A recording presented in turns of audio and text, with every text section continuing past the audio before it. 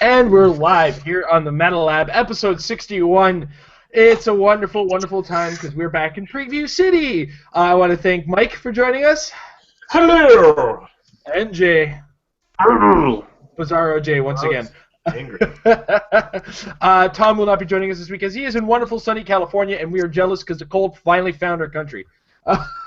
We are brought to you in part, speaking of California, by majesticccg.com/Apex-Insiders, the Apex Insiders site for premium Heroclix content with tons of awesome articles by some awesome writers. I just recently got an article up there on running a structured team practice.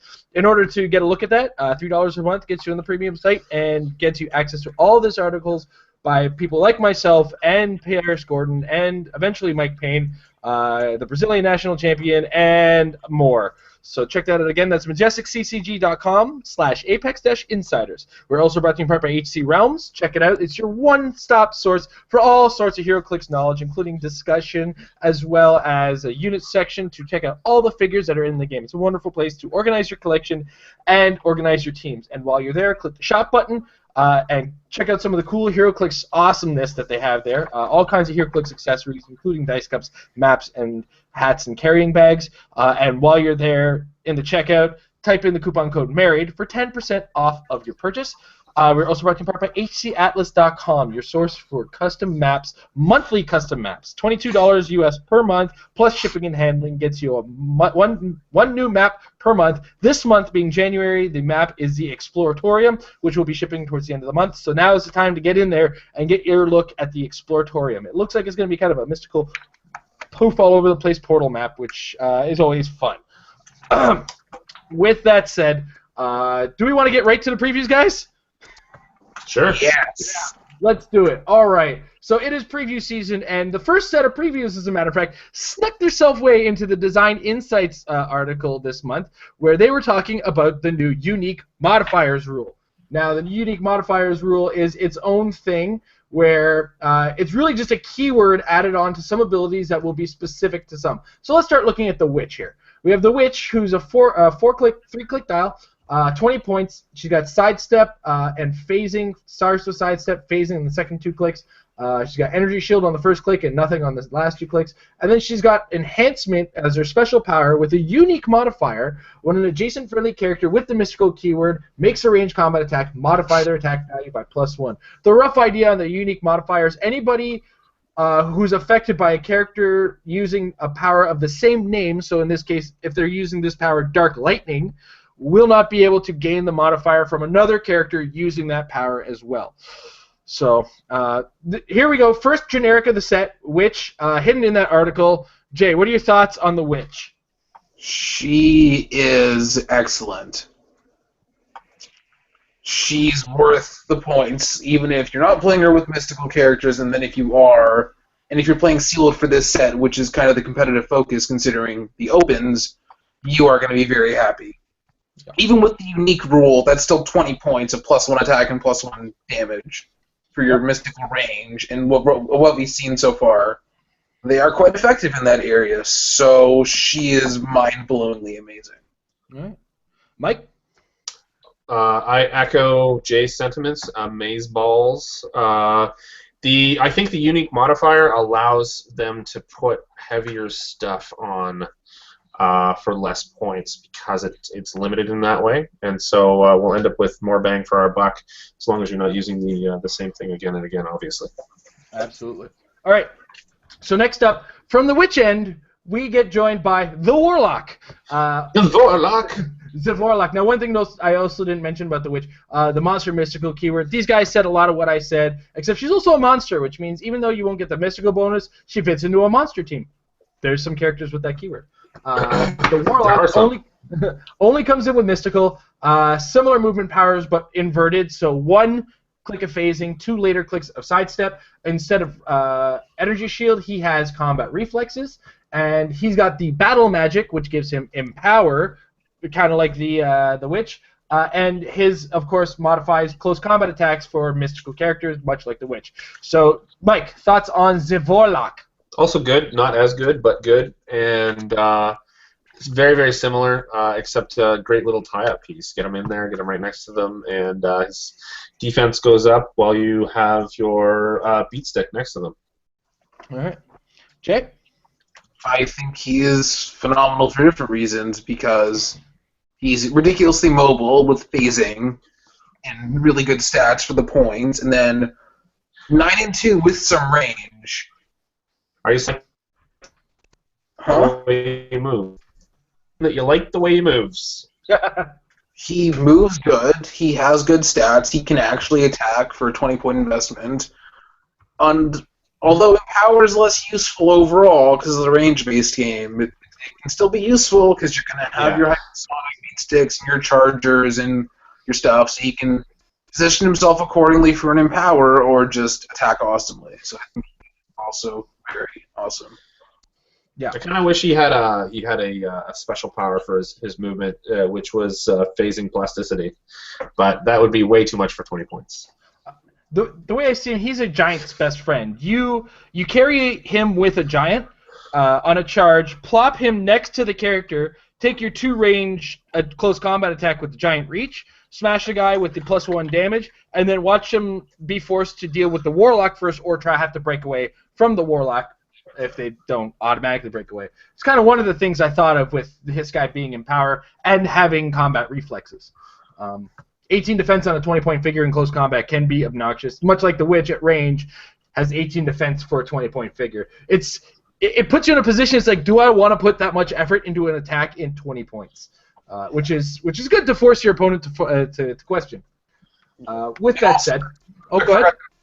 Her sidestep also makes her more awesome because you can have her reposition without taking anything away from your action pool, but still on multiple characters. Yeah, absolutely. Also known as because sidestep. It's one of my favorite rulings in the world. Is because sidestep. Yeah. All right. So next up, Jason Blood comes in with the Gotham City, Justice League Dark, Mystical, and Shadow Pack keywords. His trait, Gone, the form of man, rise to demon, Etrigan. Give Jason Blood a free action if you begin the turn on the map. Replace him with Etrigan on the same click number. And then you have basic powers until you get to his defense power, which he has on clicks 1, 2, and the last 2. Jason Blood can use super senses. Adjacent friendly characters that share a keyword with him can use super senses, but only succeed on a roll of 6. As well, he's got a special damage power on the first 2 clicks. Jason Blood can use Outwit and Probability Control. Adjacent friendly characters can't be targeted by opposing characters' Probability Control. And he comes in with the Mystics team ability, and he packs in at 100 points. So, Jay, it's your turn to start off with Mr. Jason Blood. Are we assuming that you pull both him and Etrigan and sealed, or how are we? Well, I would hope so. As far as sealed, count for both. I think Etrigan relies on him more, but I think just Jason on his own is a must-play in sealed. For almost because solid attacker, Outwit and sealed is important, Prob and sealed is rare, although this might be an easier set to get theme in, although we haven't seen too much, but who knows. And then, in addition to all that, stopping opposing Prob, which is already unlikely in sealed, is just crazy. Yeah. Prob is probably one of the most important powers to have in sealed, because you're playing characters, no other shenanigans, and then he just stops Prob. He gives Skrull. Characters. Regardless he gives the other side of Skrull. Yeah. The super senses on him is only okay, but then again, he's stealthy. Who knows how much stealth busting there's going to be, but then again, are they going to want to waste an attack on because how much precision strike is there going to be? And then his stats are awesome, and then Psychic Blast is great. Yeah. If you pull him with that, it's a bonus, but I think on his own, he still stands. He's amazing. All right. Mike. I agree. I think he's really good, but this is a Superman set, so Superman team ability. I mean, I think there's going to be a fair amount of stealth busting. The share Skrullish super senses is kind of neat, but I do wish that he had either ESD or or combat reflexes in that, most likely ESD in this particular case, instead of super senses, even just to give him a solid 19 from range would be nice. Although I can kind of see this as a little bit more themey than that. The Outwit and Probability Control are awesome. I mean, at 100 points, he's really, really well worth it, even if you don't pull Etrigan. In fact, Etrigan is not as good as him, but we haven't seen him yet, so I guess we'll get into that commentary in a minute. Let's see here. Yeah, the free action. Again, okay, that's the replacement there. Yeah, you can do some stuff and then switch over to action. Yeah, it's very cool. Mystic's team ability. Yay. Best one, pretty much. Yeah. Almost, not really. And that's as far as the... What?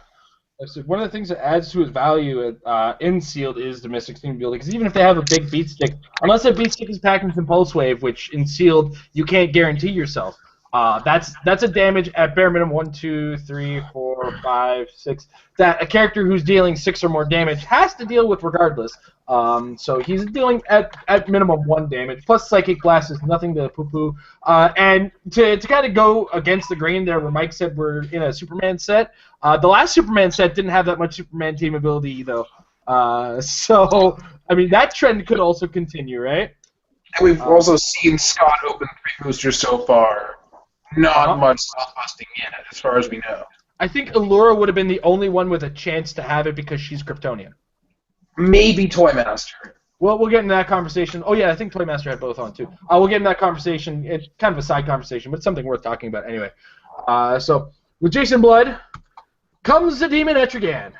He comes in with Justice League Dark, Mystical, and Shadow Pack keywords, so he's got 1 less than Jason Blood, because I believe Jason Blood has the Gotham City, which makes him theme with the duo, if I remember correctly. Oops, I right-clicked by accident. Anyway, carrying on. He's got this trait, Gone, Gone, O Etrigan, rise again in the form of man. It's the reverse of the Jason Blood trait. Give Etrigan a free action. If you begin your turn on the map, replace him with Jason Blood, the figure that we just looked at, on the same click number. Basic powers until you get into, of course, a couple special powers here and there. His special movement power, which he has on his last 3 clicks, Etrigan can use Plasticity and Sidestep. While he's adjacent to an opposing character, he can't be attacked by non-adjacent opposing characters. And then his special attack power, which he has on his first 3 clicks, Etrigan can use Energy Explosion. When Etrigan makes an attack and hits, after action resolved, he can use Smoke Cloud as a free action, but must place at least 1 hindering terrain marker adjacent to a hit character. And then he also comes in with a Mystic's team ability, same point value at 100 points, and all kinds of poetic powers except for special powers for some reason. So I believe it's Mike's turn to get a head start on the Demon Etrigan. He's not bad, but he's not as good as his alter ego in this particular case. Although, I mean, obviously one is ranged, one is close, and the other one, I mean, I love prop. That's what I love. It's my favorite thing. Let's see here. Plasticity and Sidestep. Yeah, it can be used as a pretty good tie down, depending on where he is in his dial. And I mean, if you pull him in Sealed, for sure, I would play him. I think I would play him even without Jason Blood, just depending on what else I got. Okay. Good keyword, solid. Jay? I don't know if I would play him just on his own. I really don't think so. I mean, he's not bad, but his range is just... It just feels like the difference between 5 and 6 is so big. That 1 could just really hurt. Obviously, since Jason Blood is a must-play, he would come as a package. I would actually probably start with Etrigan. Use his Perplex to get your movement, your speed up, whatever, move him, then switch. And I think he also has 1 more speed than Jason Blood. Yeah, he has 9 speed to his 8, so he can help with your mobility first turn, then switch. But he's a rare, so he might just be your best thing. So, yikes. I think one of the things that's going to get missed a lot and is going to tick people off in the heat of battle is going to be his special Plasticity Sidestep power, because he can't be attacked by characters with range while he's based to somebody else. And with Plasticity and Sidestep, you're probably counting on him staying based to somebody. So I think as a late game, if your Jason Blood has taken some hits, taken 3 damage, put Etrigan on the board and start tying people up so that you can keep this character on the board and use that Blade's Claws to possibly get some damage through on somebody who's, annoying you or about equal value, who might not want to focus on Etrigan. Although, and of course, having the close combat stats that he does have with 17 defense with combat reflexes, as long as there's not Outwit in the area, although Outwit has been pretty prevalent in this set so far, he might be safe from, is it not targeted at all? Can't be attacked. Okay, so it's not, he can be targeted, so he can still be outwitted. But the defense is pretty solid with 17 with combat reflexes on a set of dial that does want to be in close combat. We just lost Mike. So we're going to see if we can't add him back in. I love the Professor, obviously, so the movement power is cool, but his top click of running shot then going into stealth doesn't really work for me, especially without ignoring hindering terrain. It just, yeah. It just doesn't. Yeah, no, I can see that. Where did I lost him? Oh boy. I would definitely, if I was playing the two of them together, once Jason Blood hits click 5 and 6, he's going to turn to this guy for sure. Yeah, absolutely. Late dial is where you want him. Early dial is where you want Jason Blood on the board. So Jason Blood powers instead of stats. Later dial, this guy just has stats across the board. Oh, I'm being all kind of unprofessional and trying to contact Mike through Facebook on the screen. Hopefully he comes back soon. But with that said, there was one more preview recently on this that are going in chronological order. We have the Ragman. Ragman comes with the Gotham City Mystical Shadow Pack keywords. He's got a trait, collecting souls for redemption. At the beginning of the game, and when an opposing character is KO'd, place a soul token on this card. Give Ragman a free action and remove a soul token to modify his combat values by +1 until your next turn. Mike lost power where he is, so he's kind of dealing with that right now. With that said, Ragman's special movement power, which he has on his first 3 clicks, is the only special power outside of the trait. Ragman can use leap and climb and stealth. Wow, that's this set. Is it 2000 and whatever 2002? And he's got the Mystic's Team ability, and other than his first click, all of his clicks have Steel Energy, which makes a certain degree of sense. And he intermixes between probability control and exploit weakness on his damage power. So, Jay, what are your thoughts on the Ragman? He'll swallow your soul. I'll swallow your soul! First of all, Mystics and all that healing is a great combination. His stats are adequate as is, and then factoring in even the one-time stat boost, he's got ridiculously reasonable stats. And then you can... And this is going to be a set where there's going to be a lot of bloodshed with all the generics, so he's going to be getting a lot of those tokens. He's kind of funky in that his top dial is not the best damage output-wise, but then he gets like 2 clicks and he gets the same 10, but then a 3 with the exploit, and then a bunch of 3s mid to late dial. So that's interesting because your opponent hits him, he takes damage, gets better stats combat-wise, and then he deals the Mystics on top of that. So interesting design there. Right. I quite like him, especially with one push to probs. That's awesome. He's, not going to be the first thing you put on a team, but yeah, perfectly adequate. Solid. Absolutely. And in a sealed environment with the Gotham City keyword, it seems to be a keyword that's common in the set. So we could see him fit into a couple keyworded teams because keywords in theme can go a long way, especially if you're also bringing probability control to boot. So sealed relies a lot more on dice rolls in most formats, if you have that option, take it. All right. With that said, we move now to more recent previews. And that would be Mr. Booster Gold and Mr. Ted Cord, Blue Beetle. So we'll start with the Blue Beetle. He comes in with the Birds of Prey, Justice League International Scientist, and the Super Buddies keyword. I'm seeing Super Buddies starting to come back. He's got what you see is what you get powers with the exception of his damage power. He comes in at 60 points, I might add. Blue Beetle can use Perplex. He may use it an additional time each turn if one of those uses targets himself or a friendly character named Booster Gold. Jay, go ahead. Just quick rules reference. He can use the Perplex on himself first as the additional, and then use it normally. I asked the rules team. Yeah. You don't have to do it in the normal order of regular Perplex and then the bonus. So yeah. Yeah. He is ridiculously good. Absolutely. Just those stats for those points alone, really, really good. And then he essentially has double Perplex. Yep. As long as he's one of the Perplexes. Well, yes, as long as he's doing himself. He can do himself twice. Yep. Yeah. Do himself once and then help someone else out. He's absolutely bonkers. And I was talking to Brian Trotsky, and he called him budget question, and that just feels like that's pretty accurate. Yeah. You get all the effect of the question minus the ability to stop your opponent from using it effectively. Yeah. I can see him being played constructed just because scientist. Uh-huh. The Birds of Prey ATA is one of the best ATAs out there, which it is. It's 1 point. Free action support once per turn, and per all your characters using it, and instead of -2, it's -3. But a free action. Yeah.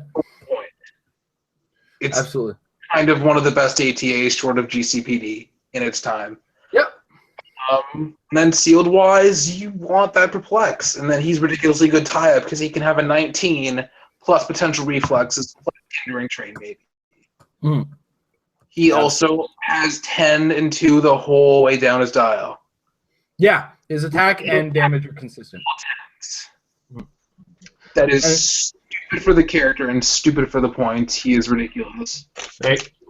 Not something you're going to build around sealed, but still. All right. Going to be played. All right, Mike. What? Ted Cord, Blue Beetle. Yay. I mean, I like, if I could pull him and Booster Gold at the same time, that'd be kind of themey and awesome and actually fairly effective together. It'd be like the Power Man and Iron Fist combo. Or I guess it was Luke Cage. Yeah. Yeah. All right. Yeah, but as Jay was saying, the ability to perplex twice in a turn, even if you don't have the Booster Gold, can go a long way. Perplex a friend, perplex himself, up his defense. His stats stay almost completely consistent with the exception of the second and third clicks with 16 defense with combat reflexes. Acceptable considering that almost all of his powers are close combat based. Or usable in close combat. I mean, you start with charge, and then you want to be in close combat for force blast, or you can use it at range too and still knock people. Well, listen, I'm all for 12 attack, like on a 60-point character. That's amazing to me. Yeah. Or 19 defense. Exactly. 19 plus the additional one. Yeah. All right. With that said, his buddy Booster Gold. So much like Blue Beetle, well, what you see is what you get until you get to the damage power. Booster Gold can use probability control. He may use it an additional time each turn if one of those uses targets himself or a friendly character named Blue Beetle. And like Jay said, there's a ruling out there, and it's official, where the first one can be on himself, and then the second one can be on somebody else, because that's the way they want it. He comes with Celebrity, Future, Justice League International, Metropolis, and Super Buddies as keywords. 70 points. Mike, welcome back. Your turn. Go ahead. I like it. It's just, would that work? Man, because it's twice per turn. I mean, you could obviously on your turn it would be really good because you could, perplex your own attack roll and then, or Booster Gold's attack roll and then perplex. Yeah. Or not perplex, sorry, probability control on Blue Beetle's attack roll, for instance. Yeah, no, really good. Obviously, double prob is insane for 70 points. Really good. Well, it's not exactly double prob. It sort of is. It sort of is. But on your opponent's turn, it doesn't work quite in the same way, right? Mm-hmm.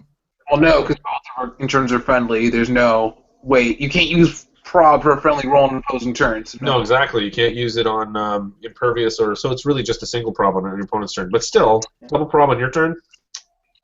Really, 3 probs across a round is still better than 2. Yeah, that's math. Thank you.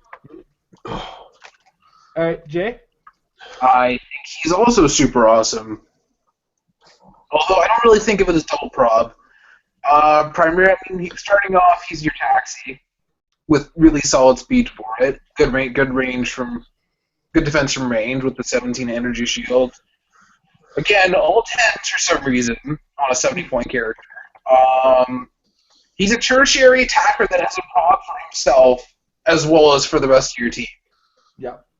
So he can make that 10 attack energy explosion 3 damage with a splash hit, hopefully, and then he still has a prob for the rest of your force. Yep.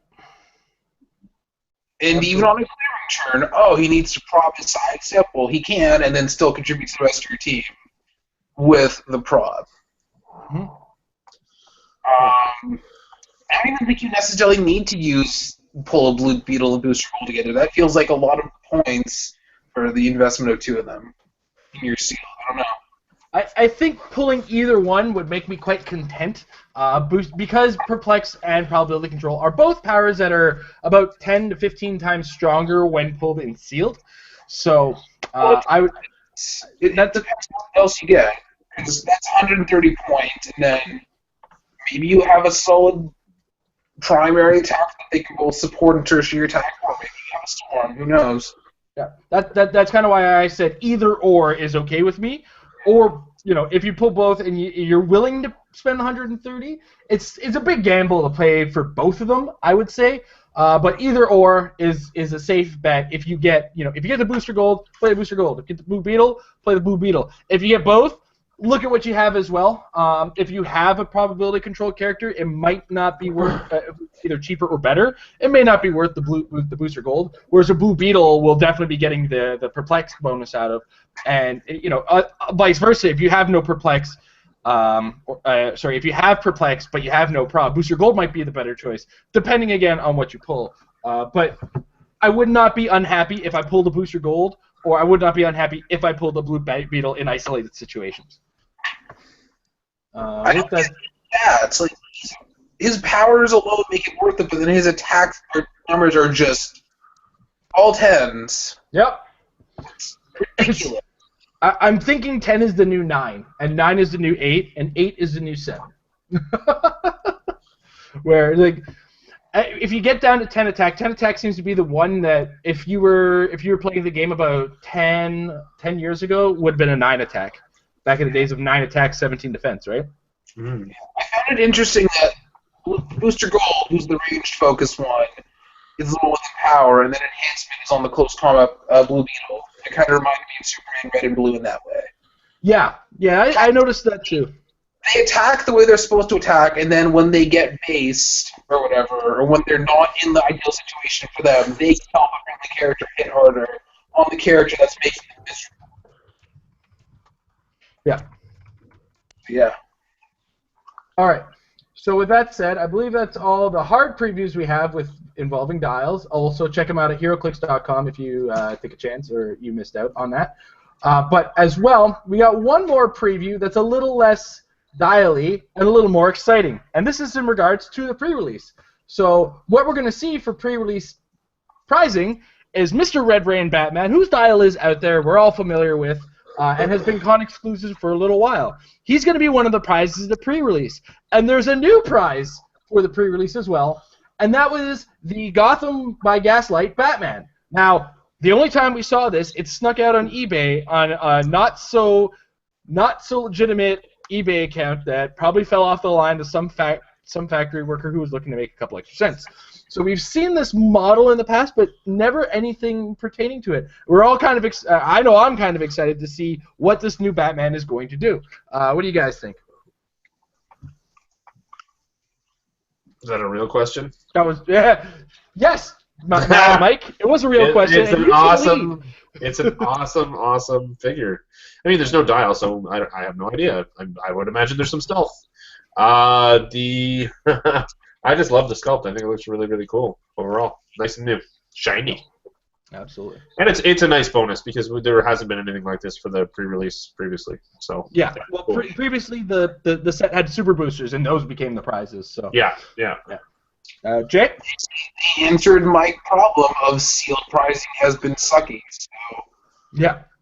And this isn't the initial seal. This is the pre-release, not the release seal. The release seal is still going to have its own prize as well.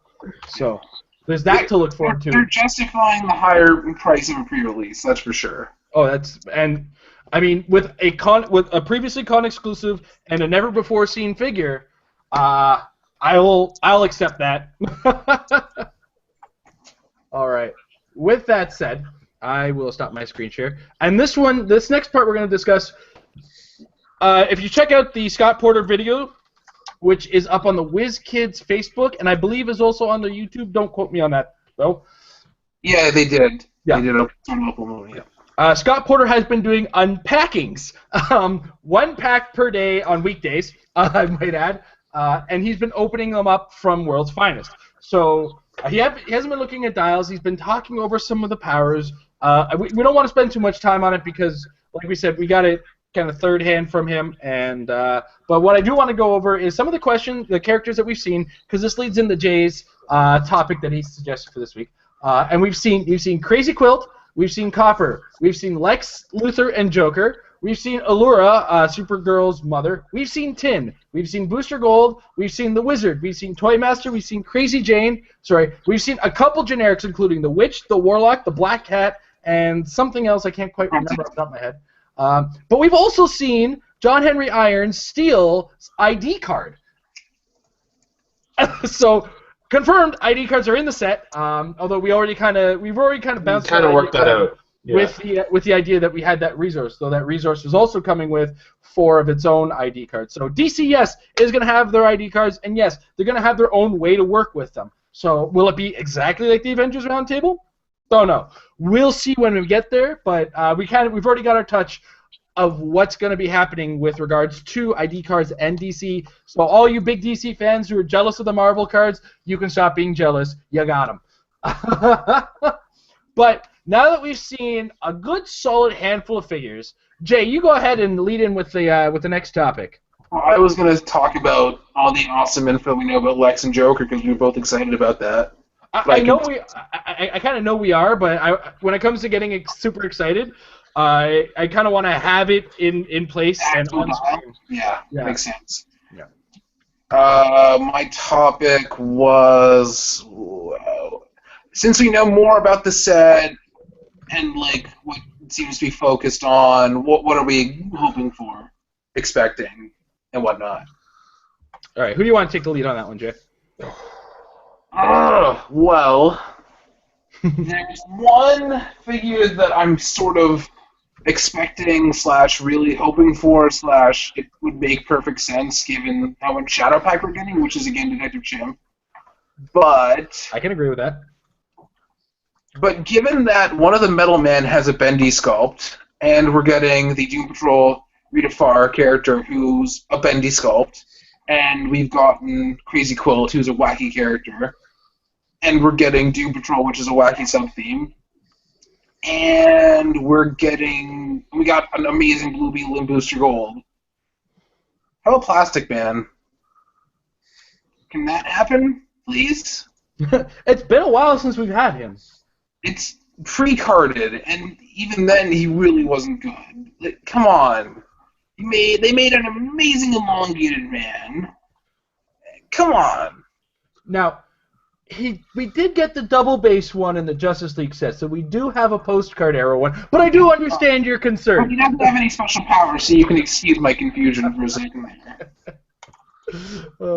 But yes, no, I do understand. I wouldn't mind a Plastic Man, especially with what we've come up with in the game. We've also gotten like a lot of characters that like pick different combat symbols, or just like, I don't know, Chameleon Girl. Trade and Cheap Change can pick combat symbols. That's totally what a Plastic Man doll should look like. Yep, absolutely. There's all the things, and they even have the vehicle mechanic now, so you can just make him able to turn into an actual vehicle. There are characters that do that. There's all these different characters in the game that all do what he should do, but there's no him. All right. Okay, so Jay wants Plastic Man. Mike. I want the duo in my hand. Which one? I just think it's really cool.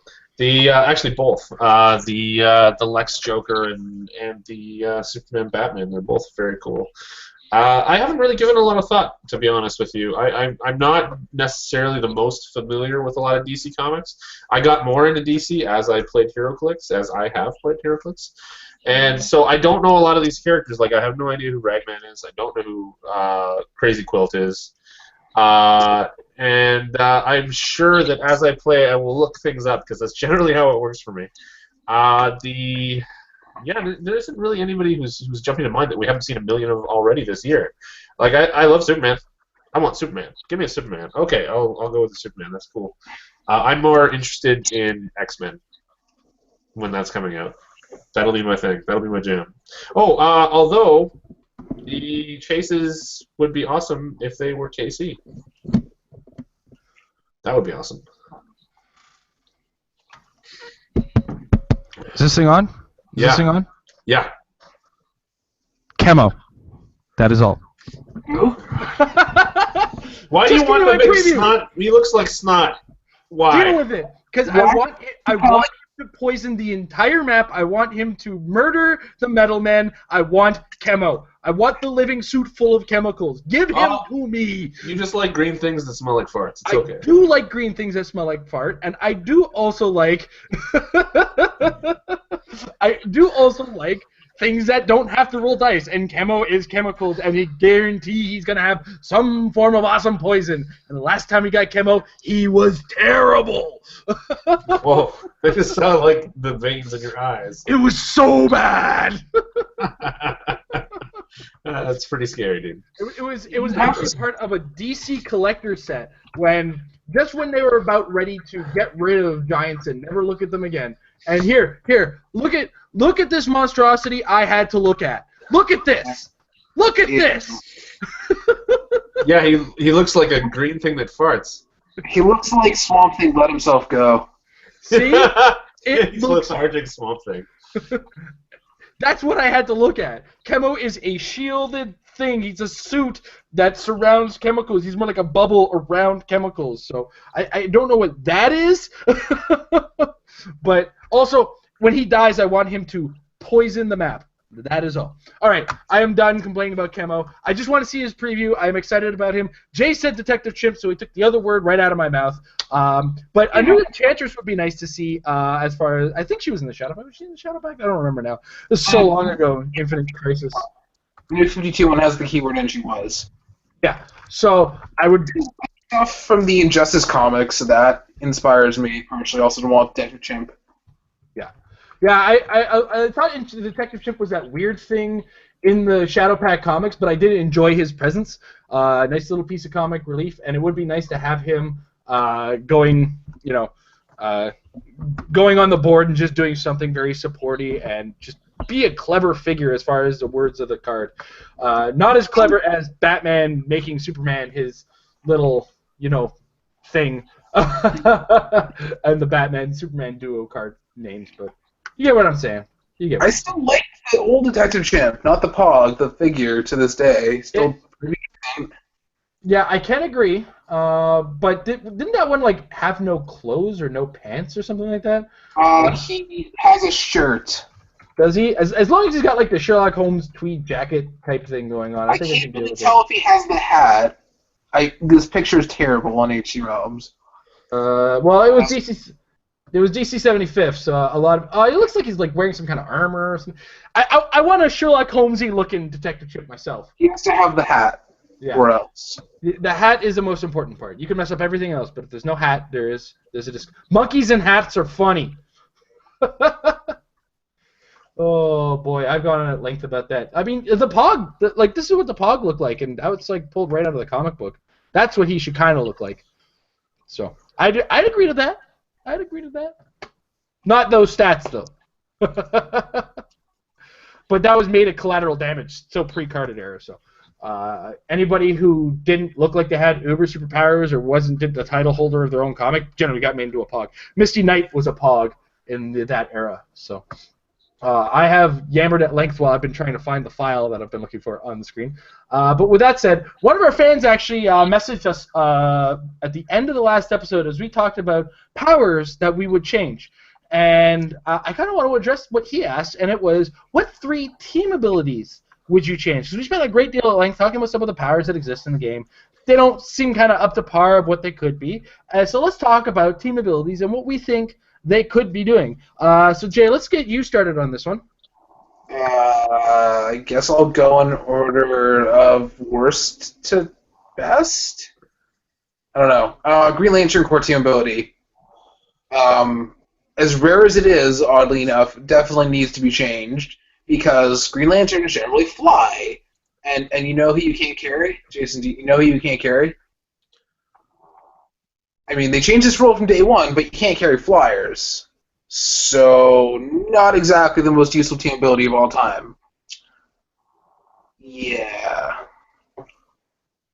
Let's see. Underworld is another good one. Just because a lot of Batman enemies and whatever they have it tend to have a lot of sidestep, but for some reason the carry part of it is restricted. Well, I guess the only part, which is the carry, is restricted to move action specifically. So it's like, why? Just why not make it whenever they're, I don't know, moving or something like that. But if you can use the carry ability for like moving, why can you not use the carry ability for other kinds of movement? Why it's only specifically move actions? I don't know. And then I would also slightly change Power Cosmic Inquintessence. I would just change the they have willpower part to change it to the ignore pushing damage. Because there are way too many ways to shut down willpower and team abilities. So it kind of ruins it a little when, I don't know, you can orange battery Galactus to not be able to use willpower. So I would just word it to they just ignore pushing damage. And although Parallax and like Robert Kelly can get past it, that's the majority of what is annoying. So, yeah, that. All right, Mike. You go first. Me? I don't want to go first. That's why I pass it off on you. Come on now. All right, first things first, let's talk about the Injustice League team ability. While it's a cool team ability in itself and what it's able to do, we got to make it playable for 300. Because nowadays, Injustice League characters don't kind of... Like, you really have to force it to fit them in 300, and when you force it in there, it doesn't work so well. And ultimately, by the time you have that team built, being able to take 3 close combat attacks as a single action, it's cool, but you still have 2 actions left. What are you going to do with them when all of your team has been the one that used that team ability? Now, at higher points, it works, but if I'm playing a character in the 300-point zone, I shouldn't be paying for it at the 300-point level. And, Masters of Evil used to do the exact same thing, and then they changed that to something similar to Colossal Stamina. So, my proposal is that they change Injustice League, not necessarily to the way the Masters of Evil works, because not a lot of those characters would do that. The Masters of Evil just keep going and going and going into the Avengers, bashing their head against the wall and trying to do something. Whereas the Injustice League, being what they are, they have to be a little bit more clever dealing with the heroes they have to deal with. So, while Superman enemy team ability is already in existence, something along those lines, the ability to grant outwit or in some way, shape, or form, might be a thought. Or, the ability to grant something similar to Power Cosmic when adjacent to each other, where their powers can't be outwitted if they're adjacent to another Injustice League character, because the Injustice League works together in order to beat the Justice League, being the heavy hitters that they happen to be. So, with that all covered, that's the first one that I would change overall. After that, I mean, there's so many team abilities that I already actively use and have no complaints about. I had a really, really hard time thinking of what I would change at this point, and I can't think of another one outside of the Injustice League myself that really stands out as bad until I got to the Serpent Society. And it's not so much that it is because it's the Serpent Society. The Serpent Society team ability is really cool because it kind of gives phasing. But there are no characters with the Serpent Society team ability anymore. Bring it back! That's what I would say. Make a change to Serpent Society by either bringing back the Serpent Society team ability or do what they did with Hypertime and add a series of characters that can do something very similar. Just to kind of mix it up. Now, along those same lines, there's old characters with the Morlocks team ability, and to a certain degree, the Morlocks seem like the kind of character that would use phasing.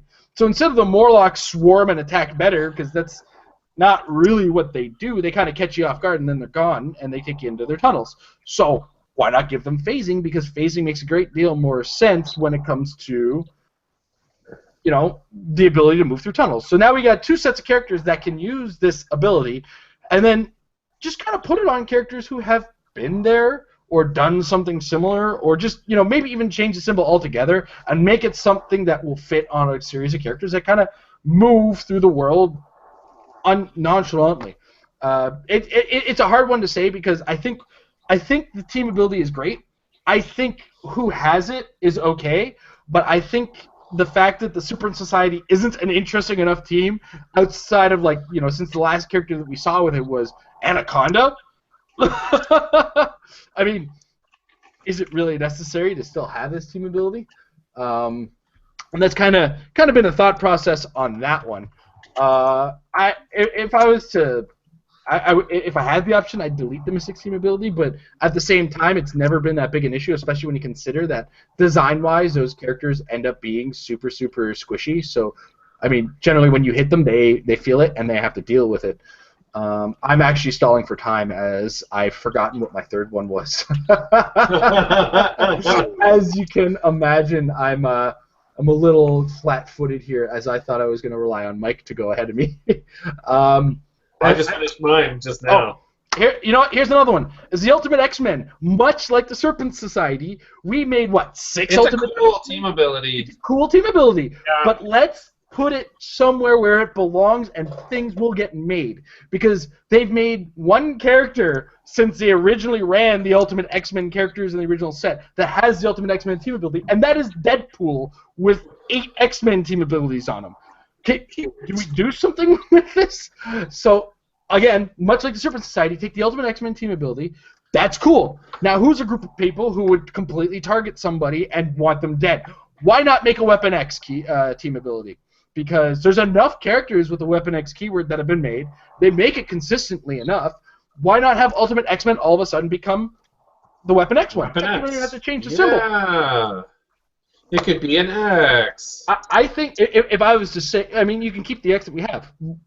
Let's just kind of, that's the way I see it. I mean, Weapon X, these are the characters. They're mercenaries. Or not so much mercenaries as they're murderers.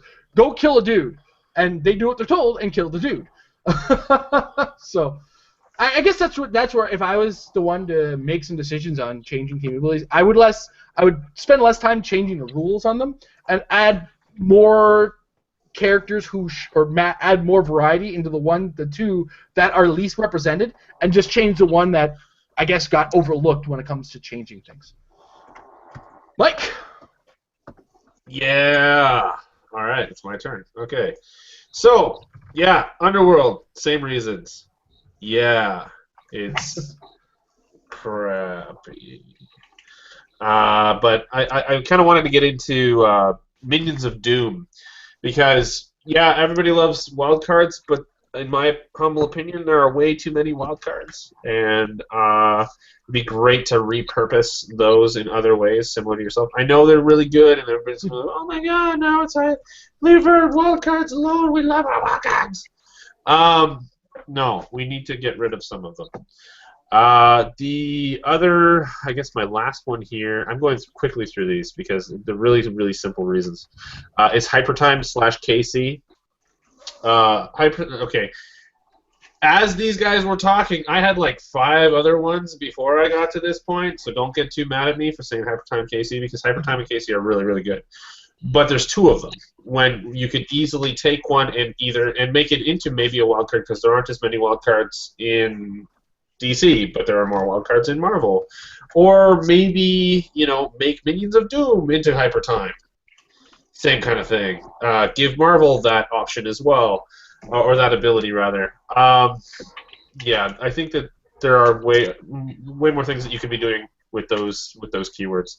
Either that or get rid of KC instead of Hypertime, because KC comes around maybe less than Hypertime, because you see the odd Hypertime figure sporadically placed in various sets, various DC sets, which is kind of cool. Although the Prime Outsider, as hard as I've tried to make him work, doesn't work all that well. Except when I paired him with Catwoman, who copied Hypertime, which was really cool. But yeah, Underworld. Okay, that's it. All right. Eloquent. Excuse me. So that's it.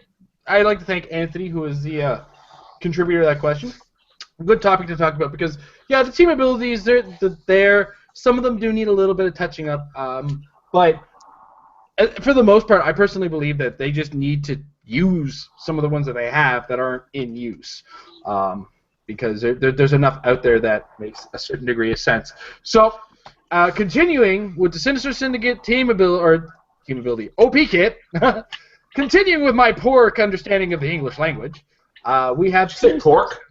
Pork. My pork understanding. Your pork understanding. I have a pork understanding. This is why Jay hates me. Oh.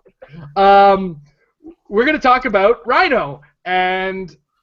how we can make him into a figure on a team. So I'm going to let Jay start as... actually, before Jay starts, I'm going to be responsible and actually pull up the figure ahead of time so as not to be completely throwing off Jay's speech. Is it still on the front page? It is still on the front page. All right. So, as we screen share, boom, we have the Rhino. The Rhino has a trait. At the beginning of your turn, place up to 2 momentum tokens on this card, maximum 2. Modify Rhino's defense value by +1 for each momentum token on this card. You may give Rhino a free action to remove 1 or 2 momentum tokens from this card. For each momentum token removed, modify Rhino's speed and damage by +1 this turn. If both momentum tokens are removed, Rhino can use ignores blocking terrain, breaks through it this turn. And that's for the purposes of movement. Rhino has a special movement ability. Rhino can use charge. He can use it normally, or he may not have his speed value, and when he does, he can use ignores hindering terrain and must move in a direct line. Outside of that, he's got charge, impervious, and toughness on the late dial. Sinister Syndicate team ability comes in at 90 points. Real name, Aleski I'm going to let Jay take the lead on this one. Sitsevich. Yeah. Interesting ruling there. You know how he's supposed to take the tokens off and then it's kind of a cost thing? You know, you're supposed to not get the tokens, but apparently they ruled today that you just get them back because it's all the beginning of the turn. So you could take them off, then use them.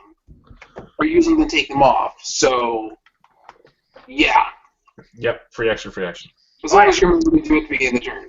So, my team was...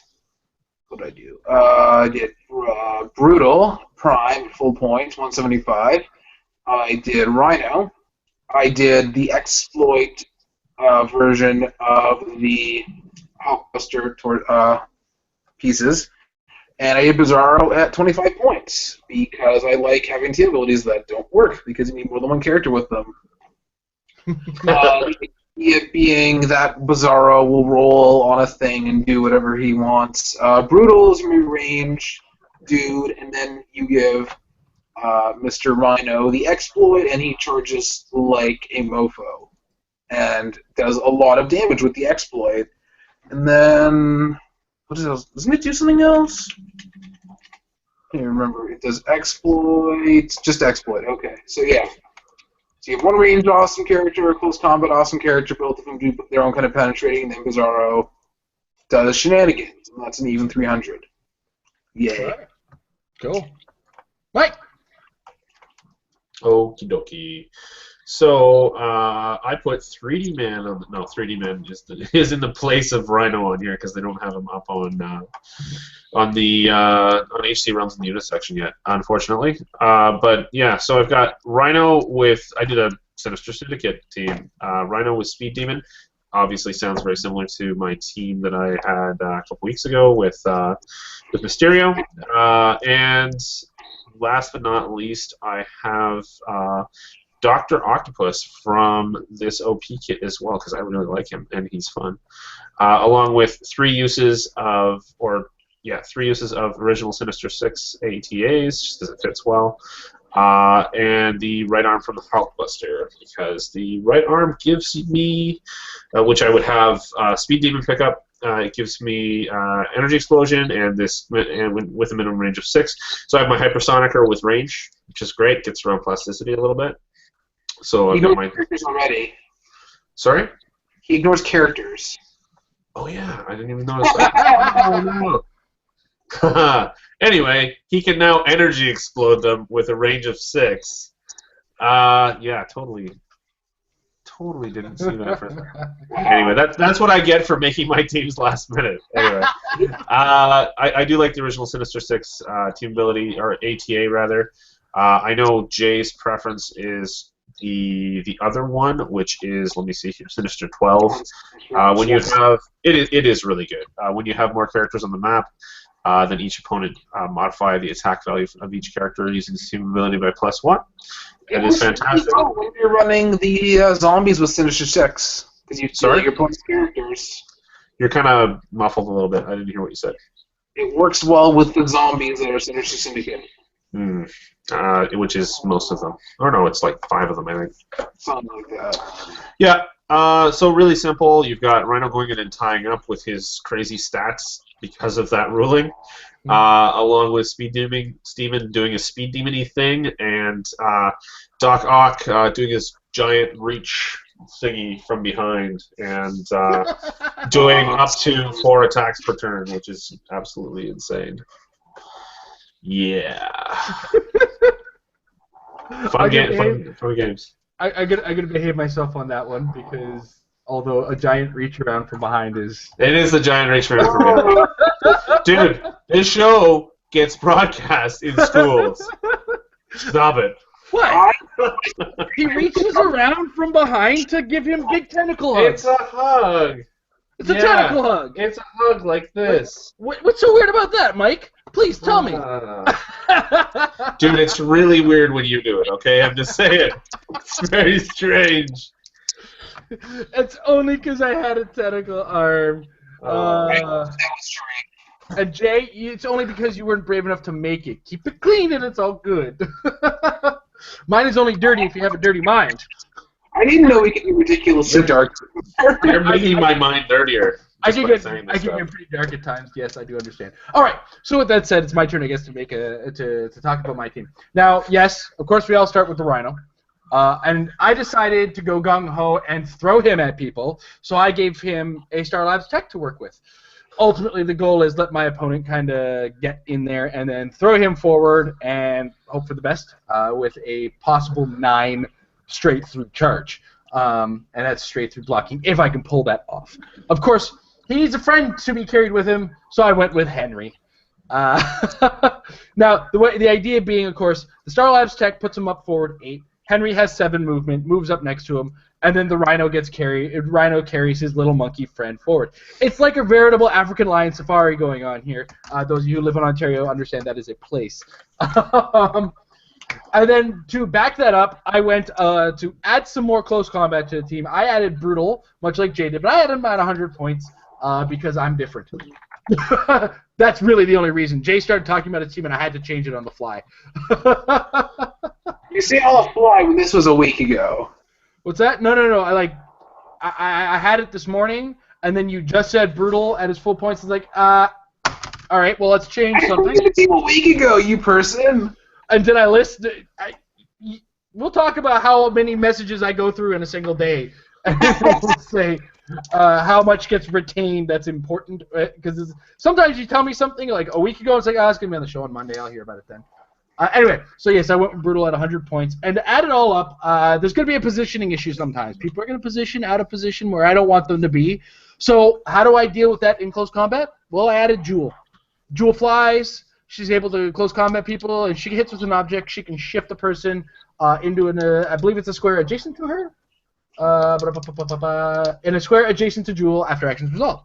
So I hit a guy. I put him in a position that might be a little bit more ideal for the Rhino to use, and then I come in and charge. Now, is any of this going to work? Probably not. And I decided to do a little bit more of a fun team that I wouldn't feel bad about playing in a casual tournament or casual game at the table, because Rhino was a little bit harder to kind of metaforce for myself. I'm pretty sure Jay did a lot better job than I did with it. Although, again, I switched mine on the fly because I have a short attention span. All right. While I'm babbling on, I do want to mention, follow us on Facebook.com/MarriedWithClicks, and if you find the post for this video or the announcement post that I put up this morning, and add your question there, you will get your question heard or addressed, so long as it's reasonable and Heroclix related on this channel. Now, not very many questions got asked this week, and an awful lot of them were about teams. And I do want to kind of put out a warning now. Quite often we get a lot of questions on the channel, and we can't address all of your team builds or deal with your team builds on the show. We do have a somewhat reasonable time limit. Some of us have jobs to get to in the morning. I believe Jay has to get to school in the morning a lot of the time. We can't be up too late kind of talking about people's teams. But there's not a great deal of questions right now, so we'll deal with the ones that we have. But just for future reference, guys, keep your questions more vague, less about your team or your build, because we can't take responsibility for that. We can give our opinions, but our opinions aren't the facts.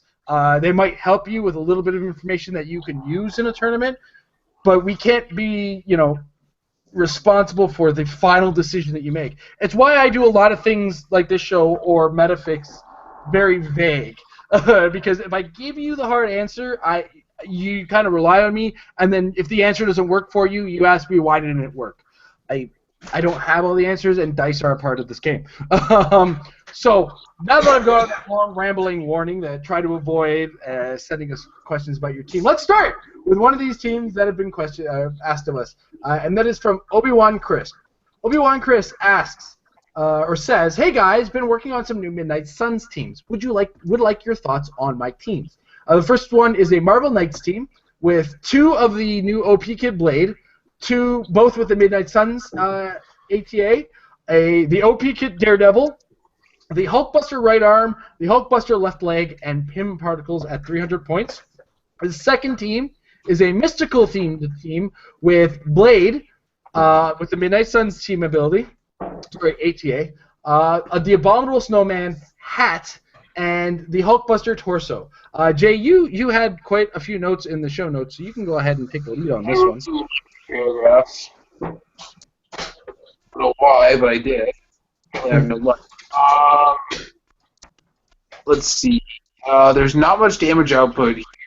The numbers aren't stellar. There's no output perplexer prob outside of theme prob. The whole strategy entirely relies on being top dial, which you manage to get in there and get some hits in. If you crit miss, you cry. And then also the problem is that it's mostly close combat. So when you get in close combat, Blade's going to get hit back, legally 17 toughness. So the lines are not being drawn. It's good for setup, but it's not going to get you a win when your Blade gets in there, gets one attack, and then gets probably outside of the exploit Blade gets, there's not really a way around reducers on that team. And when he does that kind of don't work. Ooh, audio is really bad. Huh? Your audio is really bad, dude. Oh, is it? Yeah. Basically, doesn't have good numbers, doesn't really work good. At the very least, I would suggest not using 2 blades, using only one, maybe using something else. I don't know. The other team is better. Snowman with Midnight Suns was something I thought of myself because traded stealth wildcard is a thing that's interesting. And he can be pretty decent against Nick Fury because Battle Fury, Super Strength, and stuff. And then with Midnight Suns, an opposing character can't even prob you because all lines of fire are not able to be drawn at all times. He can carry Hat for free, and Hat has good support powers and stuff. You can talk people down. That's good. And then you can attack close combat while also maintaining your super stealth because Giant Reach. And then in this team, Blade is better because he can tertiary attack while the Snowman does most of the work. But the problem remains that Blade just doesn't pull his weight as much as another character would in the points competitively. I think the Midnight Sun Super Stealth is better in constructed because you can make characters that don't already have stealth have it. Like you can give the Con Doctor Strange an entity for stealth and then give him Midnight Suns, and he's an awesome character who wasn't even supposed to have stealth plus Midnight Suns for the bonus, but then you give it to him. So I would save that for constructed full modern. Sorry, I had to turn off your mic. I find Jay's sound, because he's using a mobile device, when he has to fight for sound, he has to, his mic just goes to hell, so if he gets any background noise from our end, it kind of gets bad. So I think we've figured out that sound issue, and we'll address it in later, more hardcore addressing of it later on. But with that said, to kind of piggyback on Jay's idea of the first team, maybe instead of the 2 blades, add in the new Doctor Strange, the 75.1 OP kit one as well. I believe he adds Energy Shield on top of whatever we have there. And that might be another option. And you still have room for an entity to throw on him, and that won't break theme with the new entity rules. But if he's playing in limited, now that I'm thinking about that, that won't work. There might be another avenue to address on that one. Although I think by adding the Doctor Strange as well, you break the theme because Daredevil doesn't have Midnight Suns. He has Marvel Knights, and you have to kind of go in another direction. So I see what he kind of locked himself into in this case. He was looking for another 90-point character with the Marvel Knights ability. I wonder if 2 Punishers would work. Although that probably wouldn't work out as well. Mike, did you have anything you wanted to add on to this team? Your mic's not on, Mike. I think Jay's analysis was actually really, really good. This is not a right now. I guess the meta climate isn't really close combat oriented, even with the Midnight Suns capability. And just a personal note, I don't like that blade. I don't use that blade because I don't like him, because I don't feel like he has the right stuff to really be that useful. But that's just how I know Jason feels the same way. No, I was doing the right stuff dance and New Kids on the Block. Oh. I don't want to talk about how I know that. Carry on, Mike. Carry on. God, man, you're so embarrassing. I love the thoughts that you put into this. It's really interesting that you're trying to push it in that direction, reinvestigate the Midnight Sun stuff. Actually, Obi-Wan, Chris, and I throw team ideas back and forth a little bit during the week as well, and I always find that your perspective is different than my own. So it's great to hear what you have to say, and as always, keep asking. But yeah, unfortunately on the show we can't answer everything, as Jason was saying before. But yeah, overall the Midnight Suns one, or the Marvel Knights one, not so much. And then the mystical version, also I would pass on that as well. I do like Hat. That's the one thing I can say about that team. Although Abominable Snowman I've used a fair amount, and he's really good. He's the best of the holiday specials. And I think that of the 2 builds, like Jay said, that's probably the better of the 2 builds. Yeah, it is better out of the 2 for sure. Yeah. All right. And there was one more build we had here somewhere. Oh, here it is. It was Ron Messbarger. I had a team I put together for a possible Rock Limited, but now that I'm not able to attend, I want to get your opinion on it. Sure. It is the Thanos' Throne at 135, Artemis at 125, the Ultron number 56. I didn't look this up. What one is it? Age of Ultron. Is it Age of Ultron? Okay, so it's the 6-armed Ultron. Shiva. 6-armed Ultron, and the Cosmic Treadmill coming in at 298. Throw in a Pym Particles if you got them. Artemis becomes a pilot of the throne that carries Ultron.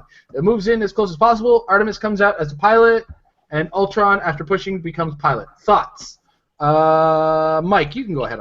But why the treadmill? I mean, because he's playing the Thanos' Throne at 135, and I believe that gives it like 14 movement. 15 phasing. 15 with phasing. So it's nice. Yeah, no, I haven't used it, so that's why I asked. But I do have one now, which is kind of cool. It's neat to have things. It's Pulse Wavy, I like that. I just don't think it's quite there. It's like a partially formed thought. I think that it would work. It has the potential to work well, but there's a lot of points in one basket, and I personally have been trying to get away from more tenty situations. By tenty, I mean the Artemis with the throne. That's like most of your points right there, and then you have the Ultron as well, and it's like, okay, yeah, Ultron drone, fantastic, but I like that Ultron drone inside of an Avengers Sky Cycle, for instance, to actually make it worth having around. Because then it doesn't go down like immediately. Aside from that, I'm just thinking: is there any prob in that? I can't think of any. No, it doesn't look like it. I'm picturing this in my head because I've not actually seen the team in front of me. Thanos' drone doesn't get it. Artemis, I don't think gets it either. No, and I know that Ultron drone doesn't. No, Ultron drone. So no prob means no team. Competitive. Prob again. Was that? No outwit propulsive prob at all. Yeah, you need the support skills. Like you need at least one of those, which would be prob. He does have outwit with the Ultron drone. Yeah, he does. Oh, does he? Oh, okay. Yeah, that's about it. But I don't think outwit alone, out of the support powers, is quite good enough. You're going to come into a situation where you're unable to repel attacks, and yeah, with Artemis and the throne, you'll be able to take a few because it just deepens her dial, but you're still going to go down. Mm. Jay? It doesn't. I don't know. It just doesn't. I don't see what it's supposed to all come together to do. It's a double pulse wave team. Well, how is it double? I thought the drone was meant to pilot the vehicle, so that's only one. No. Artemis is doing the piloting. It says the Ultron becomes the pilot after. Yeah. Artemis drives the throne to the. I'm guessing to the cosmic treadmill, and then she dumps off on the next turn, and then the Ultron throne takes over. Yeah, that really doesn't work. These are all pieces of different things. There's no coming together to do a thing.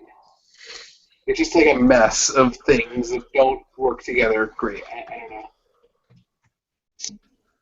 Absolutely, and like they were saying, there's a thought in there, and I think Artemis isn't quite the route to go. I think is really the thing that you need to make some more room for some more figures to do some more things, and 125 points in the 300-point environment can get stretched pretty far.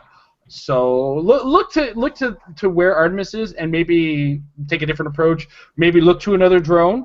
And then add some more support characters that add prob, add perplex to your mix, because I see you have the potential to make a swarm dangerous with that cosmic treadmill and the Thanos throne. Why not use that and have a whole bunch of characters in place of Artemis and get some more gumption out of it? That was where my head would go as far as making the cosmic treadmill amazing, but. Well, and Artemis doesn't need a vehicle to be good either. Like I was just thinking about that. She's not the best candidate to be a pilot. Artemis is ridiculously awesome all her own. Exactly. Yeah. She doesn't need your help, sir. She doesn't need a bull crap. Yeah, absolutely. So that's kind of our opinions on those teams. Now, guys, like I said, try to avoid sending us your teams to discuss on the show, especially as we get more and more questions as we're getting back into the year. Previews are out. People want to know our opinions of things, and so let's just kind of duck that whole thing here. Now, by all means, private message us. Send us messages. If you send it to the message box on the Married with Clicks Facebook, or email us marriedwithclicks@gmail.com. If I don't have the time to deal with it, I will pass it off to Mike and Jay. They might add some opinions, and if I get some time, I'll add mine on top of that. Well, and if you have a specific person that you're speaking to, you can send it to that inbox and just say who it's directed at, and we'll respond. Yeah, it will find its way to us, but as far as showtime, we're going to try to just not discuss that too frequently on here. But we only had 5 questions submitted this week, and I was willing to take a little bit of time to deal with those 2 teams. With that said, Matt Thomas asks an interesting question that is going to spark a debate, I'm sure. Power creep, is it a problem, or is it just the nature of this game? Yes, I'm talking about the Superman-Batman duo. This, for once, I'm going to take a lead on this one, and I don't think the Superman-Batman duo is as big an issue as far as the grander metagame, because let's look at the following issues that already exist that kind of make him or deal with his problem. One of them is Nick Fury, because their powers can't be countered, but Nick Fury doesn't counter them. He says they can't use them. So he can turn around and say they can't hypersonic or take their defense away for a turn and then deal 4, maybe 5 with the extra room that you have on your team damage to that figure, and that's more than half the clicks, which is, in a sense, more than half your team. And then, because I think it only has like 10 clicks as far as the 300-point dial is concerned. That's unhealthy for me and my own heart if it's not sealed. And I don't think, here's the thing. In a 300-point character, you expect it to be strong. Look at the Hal Sinestro duo. That's a strong character too. But it's not game-breaking. It hasn't broken the meta. An individual character at the 300-point level, you expect a certain number of things. You expect their powers not to be easy to be countered. You expect them to be somewhat indomitable. You expect their stats to be pretty high and the damage output to be pretty reasonable. So you expect a lot out of a 300-point character. But at a 300-point level, I don't think he's that threatening to the grander game, and I don't consider this to be an example of power creep. Now, if you talk about the 75-point version, again, it's a lot of high numbers, mitigated by the fact that it's got a very short dial, and 3 damage is not difficult to deal to a character with toughness, even if they have stealth. There's a ton of characters that we ooh and ah about dealing 4 damage, or with Henry, all your characters who deal 4 or 3 damage pretty much deal 4 anyway.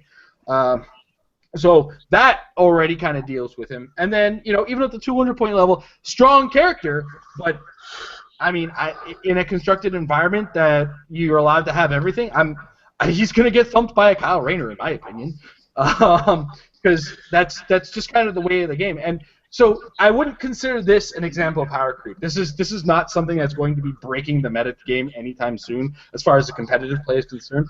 As far as the grander game, if you have a friend who's going to use one-man armies, time to start thinking about how to beat those. Because that's kind of where, if anybody's going to say power creep, it's going to be somebody who plays against a guy who likes to play his 300-point characters in big games. So from what I've seen thus far in World's Finest, I would actually count the absolute opposite. But as far as a game design concern, the existence of power creep is a certain level of yes. And certain things do have to improve or get better in order for us to keep playing. That's just a thing. Now, if a figure comes out in the next set and it's weaker than every single figure in the next set or in the previous set, and that then accounts for everything in the set, and everything in set 2 is weaker than set 1, why do I want set 2? What's in set 2 that's going to appeal to me as far as a competitive game? So there has to be something in there that people kind of want. Now, it's not always a true power creep, and it takes a certain level of design to balance it. And as far as the game of Heroclix is concerned, the game designers that have been making this game, given that this game is a slave to the theme, has been doing a really fantastic job, for the most part, of keeping most of the characters relatively balanced. But then there's, things slip by, like Nick Fury slips by, and other things kind of get in there, and they're strong in the game. And it's the nature of a game that's based on superheroes, right?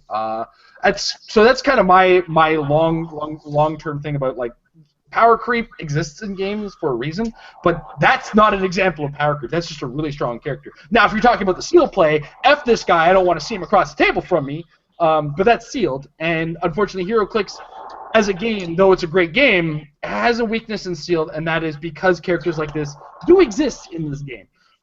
Does anybody want to kind of take after me, or? Yeah, well, that's the open thing, right? I mean, the big tournament coming up, tournaments for us anyway, coming up, are 2 opens in a row here in Ontario. We've got one in Ottawa, and we've got one in Whitby. And to travel to Ottawa to then maybe have to face that duo at full points is really, really, really nasty.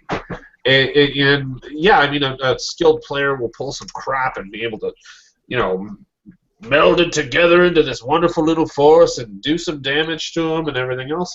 But barring really horrible dice on the part of that the player who does pull that character, it's what we call a sealed killer.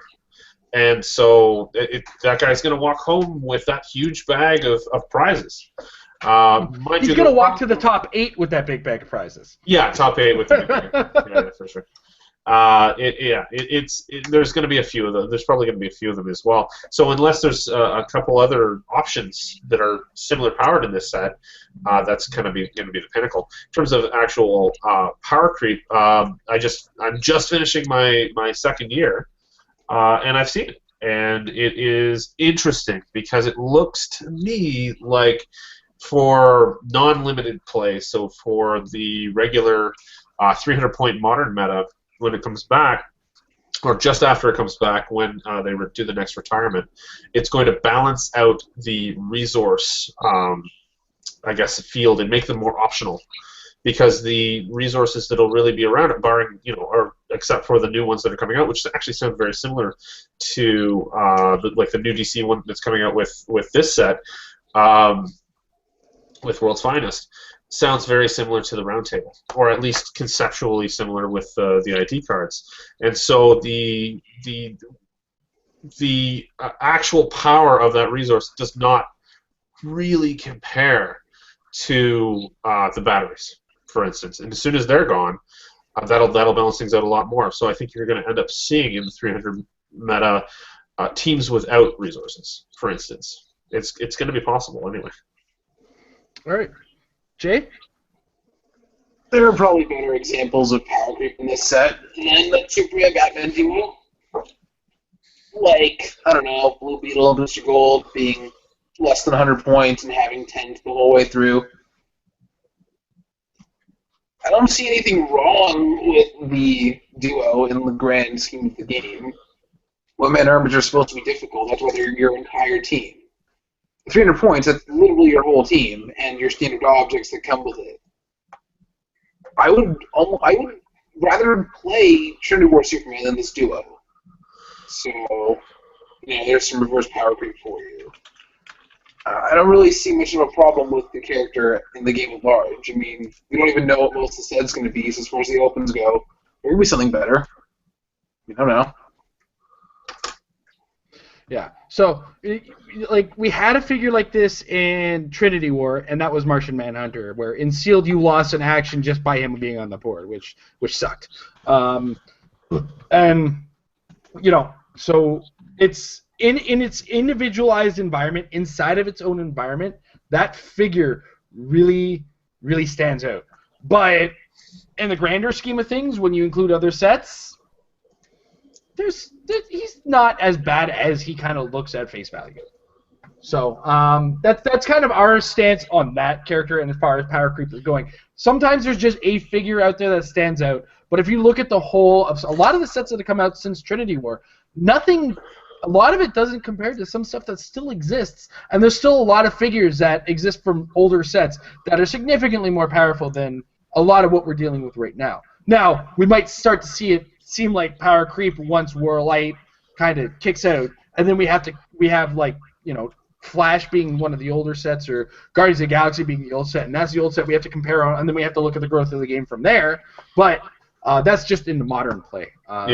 In the grander scheme of things, there's way more potent 300-point characters that I'm more afraid of than that Superman-Batman duo. Although I can see it as not being an easy game either way. It's a 300-point figure. There are other Superman figures I would much rather.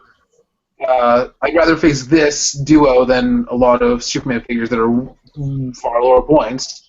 Trinity War is 6 points less, and like I said, I would much rather face this than him. And he gets 60 points to bring more stuff with him. Yeah. All right.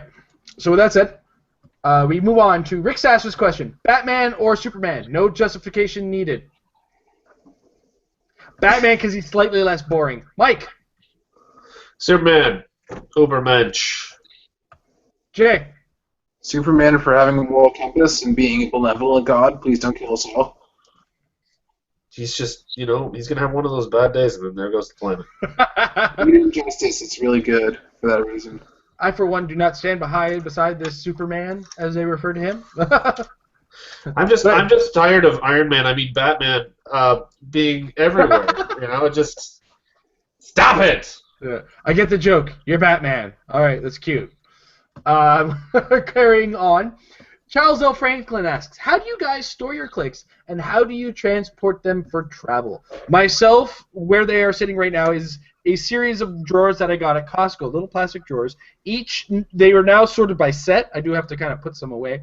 But what will happen is I have a toolbox, and that becomes my meta box, where I put all the figures that are more likely to be played in the meta, that also consist of my team, which may not be more popular in the meta, and they kind of sit in there for practice when I'm traveling at large, traveling to big tournaments where I'll have multiple chances to play multiple teams. If I'm going to a tournament and playing one team, this little thing which holds something like this, which is these, I think it's Ultra Pro 300, 400 card holders. This one's currently holding my Sidekick dice, but I carry something like that with all my action tokens, dice, and characters in it. Mostly because if I don't need a whole bunch, I don't need to carry a gigantic toolbox to take next to nothing with me. And then I'll carry enough action tokens to double action my entire team. And that's kind of how I hold things. But apparently everybody wants to go get theirs, so I'll keep talking about mine. Mike carries this. This is my new one. I used to just carry everything inside of this this handy dandy kind of like toolbox. It's actually got some Dice Master stuff in there right now. Ew, Dice Masters, no, Mike, no. Both of us have shown off Dice Masters in our carrying kits. It's funny. But yeah, but no, this thing actually has done very well by me. It has a little tray for the top, which is where I kept all of my tokens and everything else. But whenever I would put it into my bag, my tokens and everything else would all just get mixed up and fly everywhere. So I'm actually known for taking forever to get my tokens together and everything else before we start playing. So anyway, this is way better. You can see it's all organized and pretty and has some space here. I can probably throw a couple figures if I really want to. But realistically, I like to bring a lot of different figures with me whenever I go to a tournament. So this will just be full of figures now. And Jay. Storage-wise, I have very big drawers. And terrible. And I have this fishing tackle thing for the bring in the figures and the dice and tokens and things you need. I don't know how good you can see it. But there's dice and tokens and things and a couple characters that I like bringing with me because Harley Quinn is cool. Yeah. You can get that one locally, at least in Ontario. I don't know if other Dollaramas have, but you can get those at Dollarama for like $3, I think, right? Yeah. I have mine for $3. Yeah. So hit up your local Dollarama. Go to the hardware section or tools section. I use those quotes because it's stuff that's kind of like tools, but anyway. And you'll find some form of container that will hold what you're looking for as far as most of your Heroclix and your Heroclix accessories. There are some really cool kind of carrying options out there for when you're at tournament. Well, for actually carrying things to tournaments, like there's foam inserts, there's custom foam inserts you can get. There's a place here in Toronto called Meeple Mart that actually has a bunch of the inserts, and you can cut them out randomly if you want to. You can actually get solid foam that you can then carve out yourself. But then there's these really cool trays that I saw somebody at Worlds or Rock Worlds rather was carrying his stuff around on these actual custom etched trays, which was really cool. And they're from I think clickstrays.com even. It's related to clicksaccessories.com. So you can go there and they'll have a link to go over to the other thing, and you can buy these things for like $20, and they're just really cool for carrying around resources. Like there's an actual circle kind of cutout for a resource, it's the right size, and then your different figures or even peanut bases, and then of course other I'm kind of going into other areas here, but ID bases are the coolest thing ever. Except now that we're going to have the FX bases, it's kind of ruining them. Yeah. So, as well, if you're going for the heavy-duty travel, where you're going, like I was saying, for multiple things, I just kind of want to show off my toolbox since we all kind of You totally should show off your toolbox. I should show off my toolbox. Now, I spent about $30 on this, so this is for those who are more devoted, more interested in looking to travel. This is what I like to call the long-term survival kit or the practice kit. Now, you'll see on the top here, It's where I hold all my action tokens, dice, my ID bases, etc. And these things that are in there, you can open it, pull them out. Nice little selection of things. Now, one of the great things about this toolbox is that as long as this is up, I can open this, and it will not open on me. Oh, that's awesome. You locked it in place. Pretty wonderful. As well, the bottom part, pretty deep, holds Colossals. My bottom part's pretty deep, too. And it also has these little containers in here that you can take in and out. Now, I got this from a Canadian store called Canadian Tire. It is a chain that sells this Mastercraft brand. If you are in the U.S., you can get something similar. I believe it's called the Husky brand. They also sell something like this, a little bit more pricey, but also bigger. And the bottom part can hold even the biggest of resources right now, which is like, I think the Phoenix Force is stands the tallest, but it holds a Phoenix Force. I've been able to hold both a Phoenix Force and 4 batteries that I took to Nationals with me, just in case. Biggest overall is the power plant, though, just because of the base is so gnarly. Yeah, the power plant, unfortunately, I can't fit in there because the bottom part of it, I think I actually have it right near me. No, I don't. Okay, I'm lying.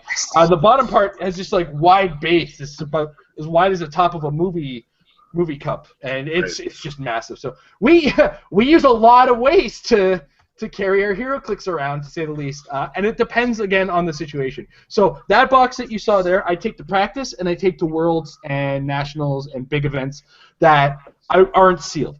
Like, for instance, the Open, you're probably going to see me carry this or something slightly bigger just to chuck all the figures into, because by the time I get there, I'll have opened 2 cases of World's Finest, and anything I get there will just be extra. I might even have, like, one of my Nature Box boxes from when I had a subscription to them.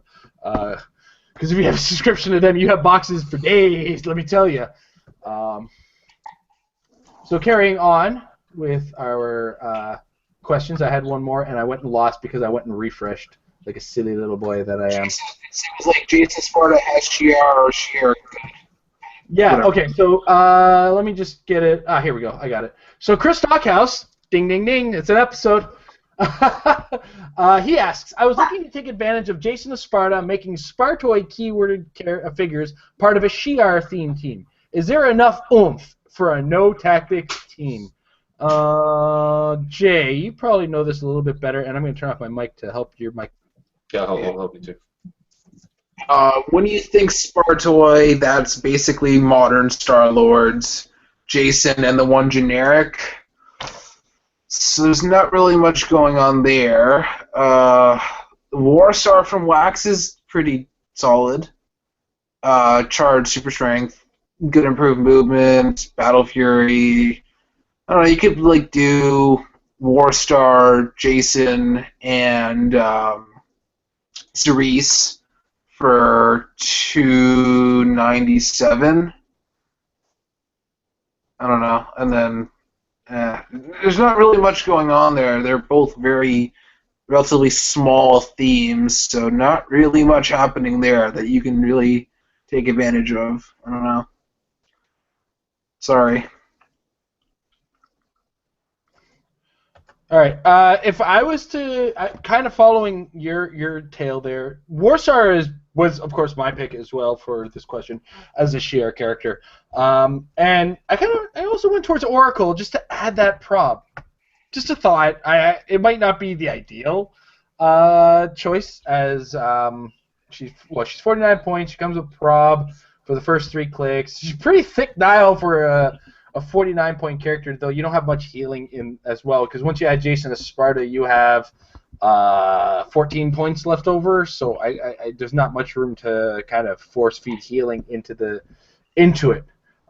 Really wish we had bystanders with healing again. How does the Shi'ar dudes fly? Jason needs to carry. Yeah, that's another.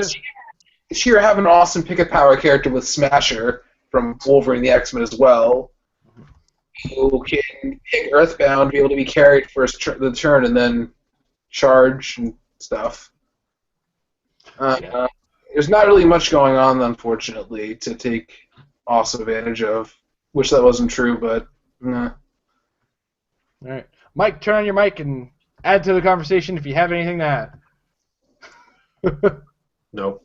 No, it's sure you don't get a great deal of depth. I mean, we got a new I Guardian. looked at it recently. I actually looked at it recently because I don't have a lot of the Shi'ar stuff from like Wolverine the X-Men or anything like that. I love Jason Esparta. I think he's fantastic, but I don't think there's enough there right now. There might be after X-Men later this year. Uncanny X-Men. That's a good point. Who knows? All right, so we move on. I believe is that it? That is it. That is actually all the questions we had this week. So I want to thank those of you who did offer questions to this week's episode. We do love the topics, and we do enjoy talking with you guys and at you guys. So with that said, we do have to remind everybody that if you're looking to support us directly, though we do have our sponsors that you can use to directly send us. Oh. Sorry, I got derailed by Mike trolling me. Well played, sir. Well played. But with that said, I do want to remind everybody that we do have a Patreon. So check us out at patreon.com/marriedwithclicks if you want to support us directly. Otherwise, you can check to our sponsors that include majesticccg.com/apex-insiders. Check out the premium Apex Insider site for articles from some of the best in the game. As well, don't forget to check out hcrealms.com, and in the shop section on your way out, use the coupon code MARRIED for your 10% off and support our channel. And also, hcatlas.com, $22 per month US, and shipping gets you a monthly custom map. This month is the Exploratorium. Can't wait to see a little bit more details on this map. The only thing we've seen so far is a picture of an oobly boobly portal, which we'll see what kind of cool effects he adds to the game. I'm really looking forward to seeing those Nashville zombies show up in my mailbox, and we have already seen the Gettysburg. Gettysburg, thank you. We've seen Jason have a stroke on camera, is what we've seen. Okay, bro. All right. So with that said, guys, as always, we do love you're watching the show, whether you're watching live, whether you're watching archive. And don't forget, as always, practice Makes your team better. Have a good night, everybody.